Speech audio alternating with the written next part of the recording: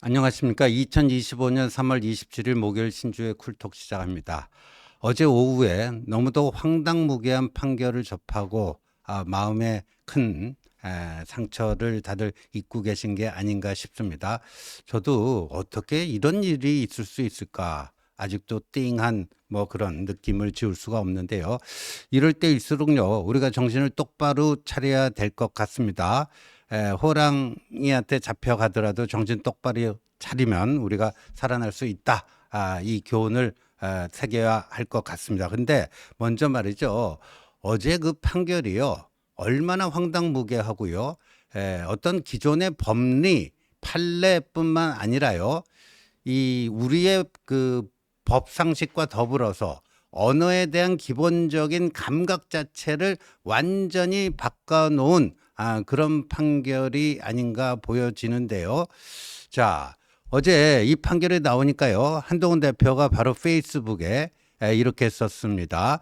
거짓말 면허증을 내준 판결이었다. 거짓말 면허증을 내준 판결이었다. 앞으로는 거짓말이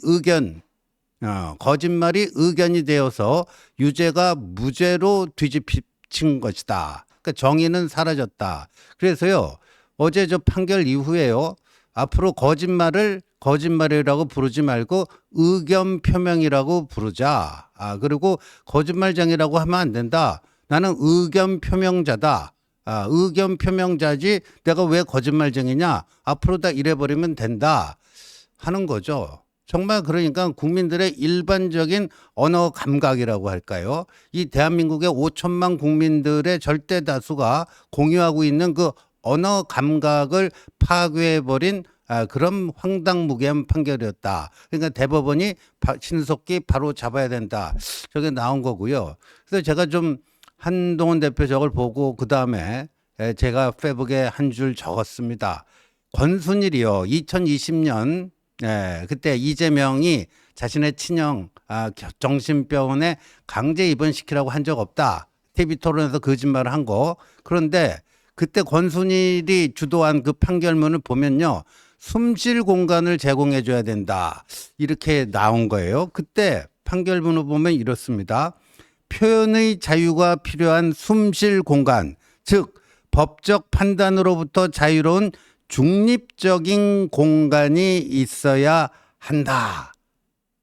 그러면서 그 TV 토론 중에 상대의 공세적인 질문에 순간적인 방어 본능으로 툭 튀어나온 그런 얘기라면은 허위사실 공표에 해당되지 않는다. 숨쉴 공간을 제공해 줘야 된다. 이게 권순일의 해괴망측한 논리였는데 어제 서울고법 형사 6부 저 3명의 부장판사가 있습니다. 최은정, 이예슬, 정재호 저 사람들은 권순일이 숨쉴 공간을 제공했다면 이번에는 아예 이재명의 거짓말이 뛰어놀 마당을 선사한 것 아니냐.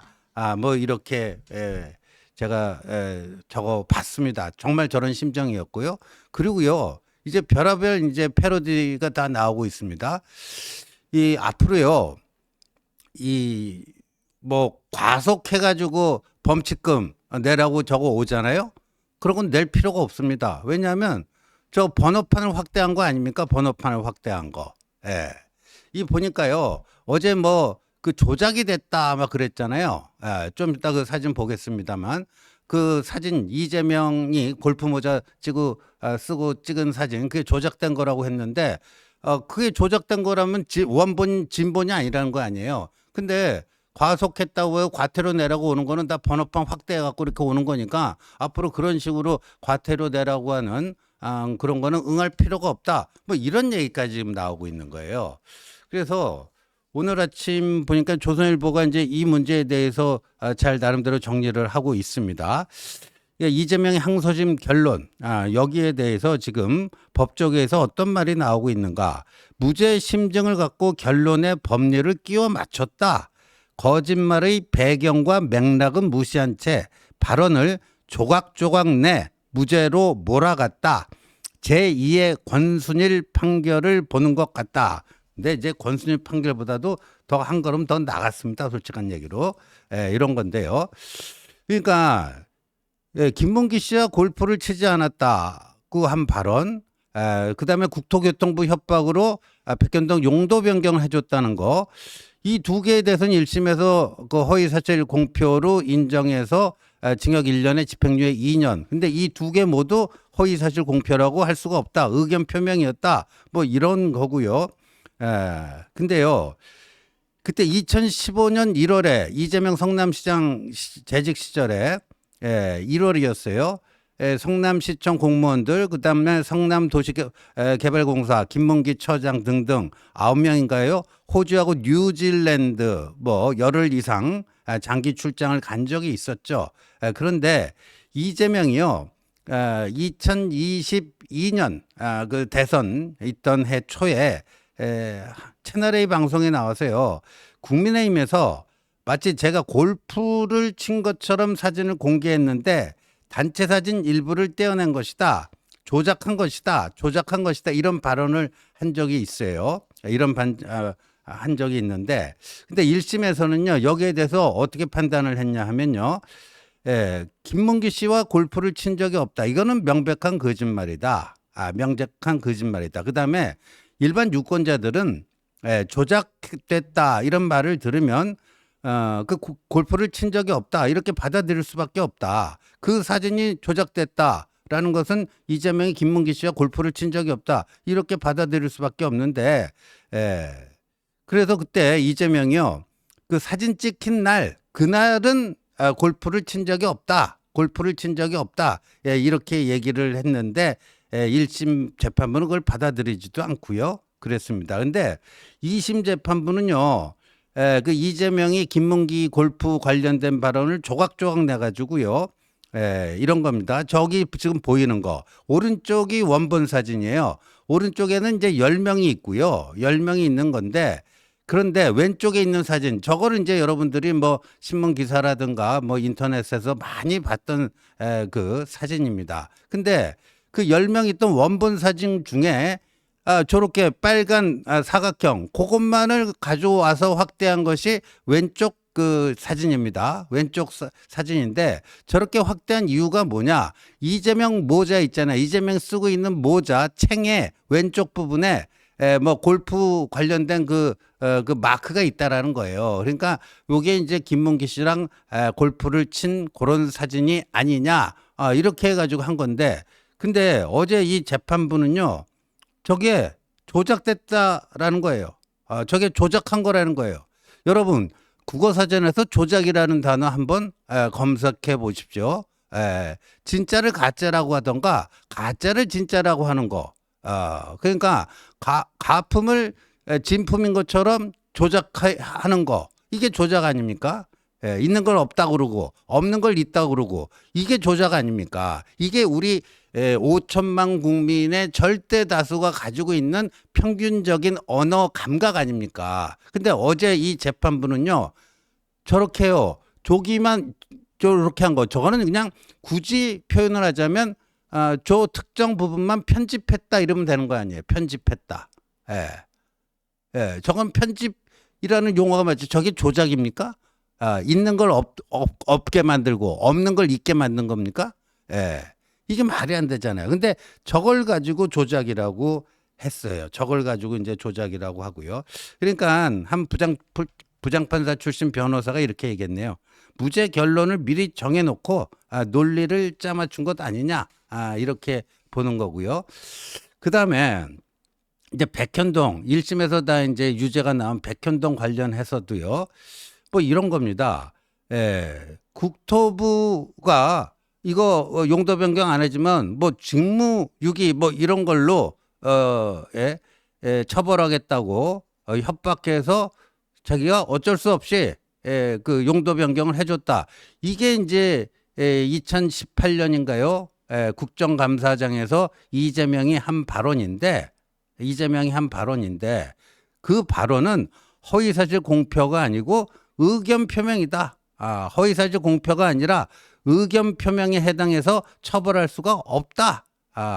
그 협박받았다는 말은 과장된 표현일 뿐 허위 사실이라고 단정하기 힘들다. 뭐 그냥 압박 정도 받은 거를 협박이라고 과장할 수도 있다. 정치인들은 그런 정치인들에게 그 정도 과장할 수 있는 거는 허용해 주어야 된다 하면서요.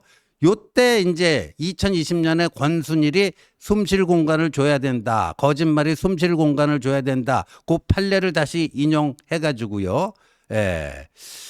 어떤 그 의견을 얘기했을 때 그게 사실관계인지 아닌지 애매할 때는 의견 표명 뭐 이런 걸로 봐야 된다. 그러니까 협박 발언이라는 게 사실을 적시한 게 아니고 의견을 표명한 것에 불과하다. 불과하다. 그런 거예요. 그러니까 이제 어제 이제 판결 끝나고 나서 앞으로 우리가 거짓말이라고 하지 말고 의견 표명이라고 하고 거짓말쟁이를 의견 표명한 사람, 의견 표명자 이렇게 다 불러야 되지 않겠느냐. 이런 거예요. 근데 국정감사장에서요. 이거는 입법부가 행정부를 감시 감독하기 위해서 감시 감독하고 상권 분립 원칙에 따른 견제와 균형 뭐 이걸 하기 위해서 국정감사라는 게 있는데 국정감사장에서 거짓말해도 되는 거 아니에요, 이제는? 허위 답변해도 되는 거 아니에요. 의견 표명이라고 하고요. 그러니까 이게 어제 이제 한동훈 대표 얘기처럼 거짓말 면허증을 준 거고요. 황도수 건국대 로스쿨 교수가 이렇게 얘기했어요. 국정감사 발언에서 이런 게 다 무죄가 된다면 앞으로 국감장은 아줌마 거짓말 파티장이 될 거다. 거짓말 파티장이 될 거고 입법부가 행정부를 감시하는 국정감사에서의 거짓말을 이런 식으로 면죄부를 법원이 줘버리면 이건 상권분립 원칙을 심대하게 흔드는 결과가 나올 것이다. 뭐 이런 얘기까지 지금 하고 있습니다. 하고 있어요. 그런데 요번에요. 이 판결, 이 황당무계한 판결, 권순일보다도 더 참 해괴망측한 판결을 낸 이 세 명의 판사들 보니까요. 재판장인 최은정 58세, 사법연수원 30기네요. 경북 포항 출신이고 대구 송영고등학교 한국외대 법대 졸업한 사람. 주심 이예슬 48세, 전남 순천 출신으로 고려대 법대 출신이다. 그 다음에 또 하나의 대등재판부의 3인인데 정재호 판사, 광주 살레시오고를 나오고 서울대 법대 나왔다. 근데 이 사람이 대법관 후보로도 오른 적이 있대요. 작년 12월에 김상환 대법관이 퇴임했을 때 대법관 후임으로도 거론되기도 한 사람이다. 그리고 이 세 사람이 사실상 이재명 무죄 주기 위해서 이렇게 한 거 아니냐. 뭐 이렇게 되면은 나중에 이재명이 뭐 대통령 되면 뭐 대법관 되는 거 아니냐. 별의별 얘기가 다 나오고 있습니다. 정말 사법에 대한 신뢰, 민주주의의 최후의 보루라고 할 수 있는 사법에 대한 신뢰가 어제 판결 이후로 거의 뭐 바닥에 떨어진 그런 상태다 하는 건데요. 근데요, 그 공직선거법 250조 1항 허위사실 공표죄로 처벌돼서 정치 생명 끝난 사람들이 한두 명이 아닙니다. 한두 명이 아니에요. 그런데 그 사람들의 케이스하고 비교해 보니까요. 어제 이 세 명의 판사가 이재명에게 얼마나 이재명에게 맞춤형 결론 정해놓고 무죄를 갖다 붙인 거 아니냐 하는 의심을 지울 수가 없는데 이런 사례가 있었습니다. 윤두환 전 의원, 전 한나라당 의원이에요. 이분이 2009년에 바로 허위사실 공표 해갖고 벌금 150만 원 대법원에서 최종 확정 판결 받고 배지가 떨어졌어요. 근데 이분이 이 윤두환 의원이 허위사실 얘기한 게 뭐냐? 선거운동 과정에서 건설교통부, 국토교통부죠. 국토교통부에 본인 지역구가 울산이었어요. 그래서 울산하고 언양 그 고속도로 통행로 폐지 이거를 자기가 요구를 했는데 국토교통부가 그 통행로 폐지를 하겠다고 약속했다. 그러니까 통행로 폐지를 국토교통부로부터 약속받았다. 요게 허위사실 공표라는 거예요. 요게 허위사실 공표라는 거예요. 참 그렇지 않습니까? 근데 여러분 어제 보세요. 아니, 국토교통부에서 협박을 받아가지고 어쩔 수 없이 용도 변경을 해줬다는 이재명의 그 국정감사장에서의 답변은 허위사실 공표가 아니고 의견 표명이고, 윤두환 전 의원이 울산 언양 고속도로 통행료 폐지를 국토교통부로부터 약속받았다 하는 것은 허위사실 공표고, 여러분 이게 뭐 어떤 차이가 있는 겁니까? 국토부로부터 고속도로 통행료 폐지를 약속받았다. 그러니까 언지를 받았다. 언지를 받았는데 확실한 약속이 아니고 뭐 그걸 뭐 긍정적으로 검토할 수 있다. 이런 정도의 언지를 받았는데 확정적인 것처럼 얘기했다. 이거는 어제 이재명의 협박은 없었지만 그렇게 이건 좀 과장이다. 국토부가 이게 성남시에 용도 변경하라고 세 차례나 공문을 보내서 독촉을 한 건데, 국토부가 독촉한 것을 이재명이 그거를 협박이라고 표현한 것은 없는 사실을 있는 거라고 한 게 아니고 기존에 있는 거를 좀 부풀려서 과장해서 얘기한 거다. 근데 그런 정도의 정치인의 과장은 표현의 자유로서 품어줘야 된다. 그러니까 이거 완전히 놀이터를 만들어준 거예요, 놀이터를. 근데 윤두환 의원은 이거 배지가 떨어졌어요. 정치 생명 이걸로 끝났습니다. 근데 고속도로 통행료 폐지를 국토부로부터 약속받았다. 협박받았다고 약속받았다. 뭐가 달라요? 같은 거 아닙니까?